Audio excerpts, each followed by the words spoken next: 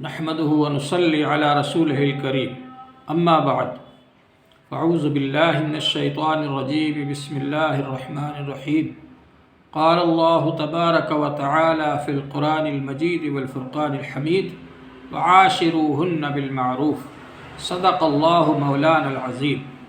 محترم حضرات، اللہ جل شانہ نے تمام انسانوں کو بنایا ہے۔ اللہ تعالی ہی ہم سب کا خالق اور مالک ہے۔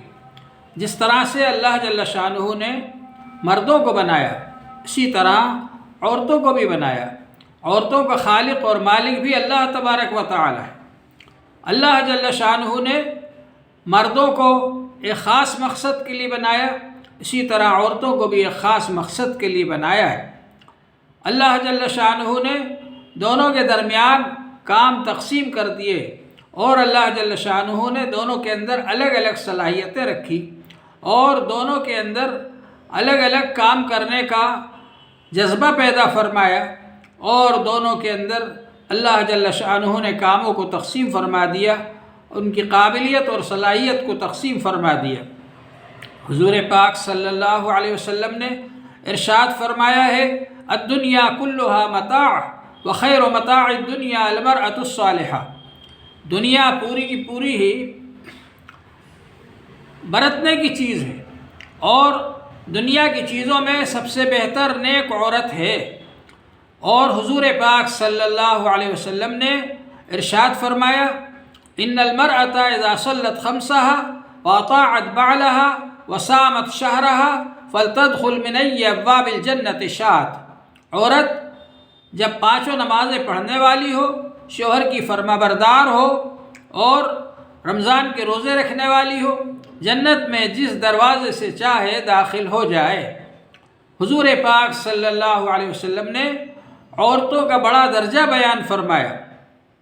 حضور صلی اللہ علیہ وسلم کے تشریف لانے سے پہلے عرب کے اندر لڑکیوں کو زندہ دفن کر دیا جاتا تھا۔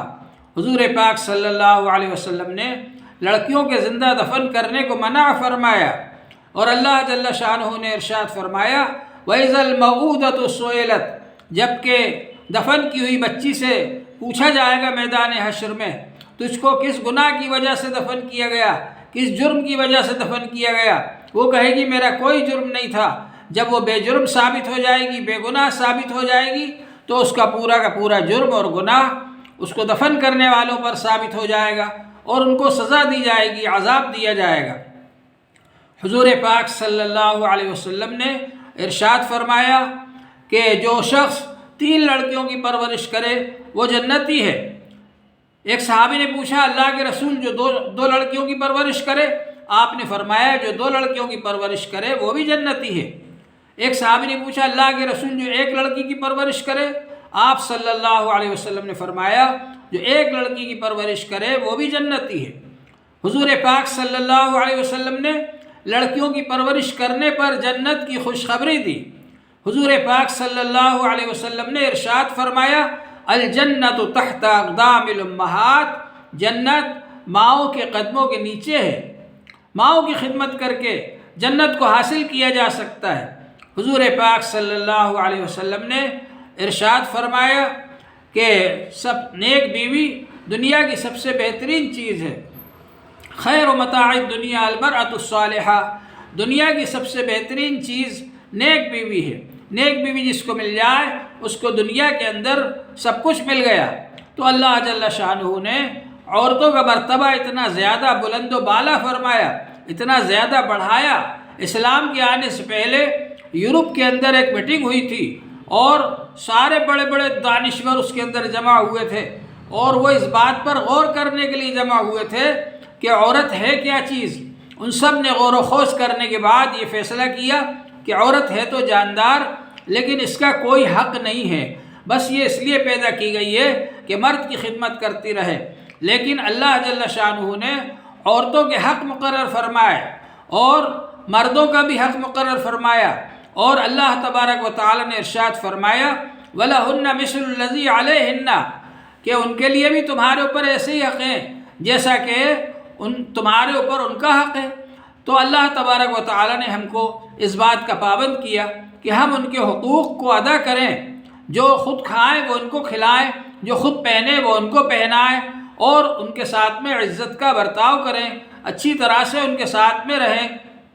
حضور پاک صلی اللہ علیہ وسلم نے فرمایا لا تضربوا اماء اللہ، اللہ کی بندیوں کو نہ مارو، مارنے سے بھی منع فرمایا حضور پاک صلی اللہ علیہ وسلم نے۔ تو اس کا اہتمام ہونا چاہیے کہ ہم معاشرے کے اندر اچھائی پیدا کریں اور بیوی بچوں کے ساتھ میں اچھے رہیں۔ حضور پاک صلی اللہ علیہ وسلم نے ارشاد فرمایا خیرکم خیرکم لأہلہ وانا خیرکم لأہلی، تم میں سب سے بہتر وہ ہے جو اپنے بیوی بچوں کے ساتھ اچھا برتاؤ کرنے والا ہو، اور میں اپنی بیویوں کے ساتھ تم سب سے اچھا برتاؤ کرنے والا ہوں۔ تو بیوی بچوں کے ساتھ میں اچھا برتاؤ کرنا ضروری ہے، خاص طور سے بیویوں کے ساتھ، اسی طرح سے بہنوں کے ساتھ، اسی طرح سے ماں کے ساتھ اور بیٹیوں کے ساتھ اچھا برتاؤ کرنا ضروری ہے، تاکہ وہ بچیاں بڑی ہو جائیں اور بڑی ہو کر کے ان کو یا تو رخصت کر دیا جائے، نکاح کر دیا جائے۔ حضور پاک صلی اللہ علیہ وسلم نے اس بات کی تعلیم دی کہ بچیوں کو تعلیم دی جائے، ان کو ادب سکھایا جائے، ان کی تربیت کی جائے، اور جب وہ بڑی ہو جائیں تو ان کا نکاح کر دیا جائے۔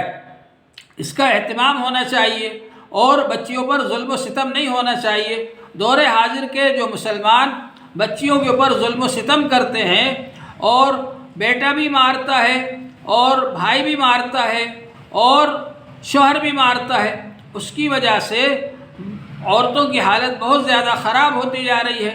اور بعض جگہوں پر جو لڑکیوں کے مرتد ہونے کے قصے سامنے آ رہے ہیں، اس کی ایک وجہ یہ بھی ہے کہ بھائیوں کا برتاؤ اپنی بہنوں کے ساتھ صحیح نہیں ہے، شوہروں کا برتاؤ اپنی بیویوں کے ساتھ صحیح نہیں ہے، اور باپ کا برتاؤ اپنی بیٹیوں کے ساتھ صحیح نہیں ہے۔ ہماری یہ کوشش ہونا چاہیے کہ ہم گھر کے اندر بھی اچھے رہیں، جس طرح سے باہر اچھے رہتے ہیں، گھر کے اندر خوش اخلاقی کے ساتھ میں پیش آئیں، گھر کے اندر نرمی کا برتاؤ کریں، گھر کے اندر ظلم زیادتی نہ کریں، گھر کے اندر مار دھاڑ نہ کریں، اور حسد نہ رکھیں، کینہ نہ رکھیں، بغض نہ رکھیں، سب لوگ مل جل کر کے رہیں، بھائی بھائی بھی مل جل کر کے رہیں، اور ایک دوسرے کی اطاعت کریں۔ دور حاضر کے اندر چھوٹا بڑے کی بات کو ماننے کے لیے تیار نہیں، بیٹا باپ کی بات کو ماننے کے لیے تیار نہیں، بیٹی ماں کی بات کو ماننے کے لیے تیار نہیں، اور بہو ساس کی بات کو ماننے کے لیے تیار نہیں، چھوٹی بہن بڑی بہن کی بات کو ماننے کے لیے تیار نہیں، چھوٹا بھائی بڑے بھائی کی بات کو ماننے کے لیے تیار نہیں، جس کی وجہ سے اختلافات پیدا ہوتے ہیں۔ آپس میں ایک دوسرے سے مل جل کر رہنا ضروری ہے، ایک دوسرے کے حقوق کو ادا کرنا ضروری ہے، اور ایک دوسرے کے ساتھ میں اچھا برتاؤ کرنا ضروری ہے۔ یہ احساس ہمارے اندر ہونا چاہیے کہ ہم سے کسی کو تکلیف نہ پہنچے، ہماری وجہ سے کسی کو نقصان نہ ہو، ہماری وجہ سے کسی کو پریشانی نہ ہو، اور ہم دوسروں کے لیے آسانی پیدا کرنے والے ہوں، دوسروں کی خدمت کرنے والے ہوں، دوسروں کی بڑوں کی فرما برداری کرنے والے ہوں۔ تو اس طرح سے یہ بہت سارے ہمارے جھگڑے ختم ہو سکتے ہیں۔ حضور پاک صلی اللہ علیہ وسلم نے ارشاد فرمایا من لم يرحم صغیرنا ولم يوقر کبیرنا ولم يوجل العالمین فلیس منا، کہ جو شخص چھوٹوں پر رحم نہ کرے اور بڑوں کا ادب احترام نہ کرے اور علماء کی عزت نہ کرے، وہ ہم میں سے نہیں۔ تو اس کا اہتمام ہونا چاہیے کہ چھوٹے اپنے بڑوں کا ادب احترام کریں، ان کی اطاعت اور فرما برداری کریں، اور بڑے چھوٹوں کے اوپر شفقت کریں، محبت کریں، ان سے رحم کریں، اور ان پر ظلم زیادتی نہ کریں، اور برابر والوں کے ساتھ بھی اچھا برتاؤ کیا جائے۔ یہ ہم کو ہمارے مذہب نے تعلیم دی ہے۔ اگر ہم اس طریقے سے زندگی گزاریں گے تو ہمارا معاشرہ بہترین معاشرہ بن جائے گا، ہمارا معاشرہ اچھا معاشرہ بن جائے گا، خوشگوار معاشرہ بن جائے گا، خوشحال معاشرہ بن جائے گا، اور اس معاشرے کو دیکھ کر کے لوگ نصیحت حاصل کریں گے۔ یہ مثالی معاشرہ بن جائے گا۔ جو آج مسلمانوں کا معاشرہ اور ان کے سماجی حالات دیکھ کر لوگ متنفر ہوتے ہیں، نفرت کرتے ہیں، اور ایک زمانہ وہ آئے گا کہ مسلمانوں کو دیکھ کر لوگ خوش ہوں گے اور یہ چاہیں گے کہ ہم بھی ایسے بن جائیں۔ صحابہ اکرام نے اللہ کے رسول صلی اللہ علیہ وسلم کے احکام اور سنتوں اور اخلاق کی روشنی میں جب اپنی زندگیوں کو سدھارا اور بنایا، تو صحابہ اکرام کا معاشرہ ایسا پاکیزہ بن گیا تھا کہ ان کو دیکھ کر کے لوگ ایمان قبول کر لیتے تھے اور چاہتے تھے کہ ہم بھی ایسے بن جائیں۔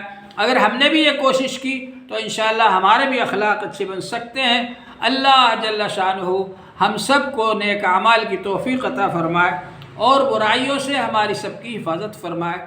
وآخر دعوانا ان الحمد للہ رب العالمین۔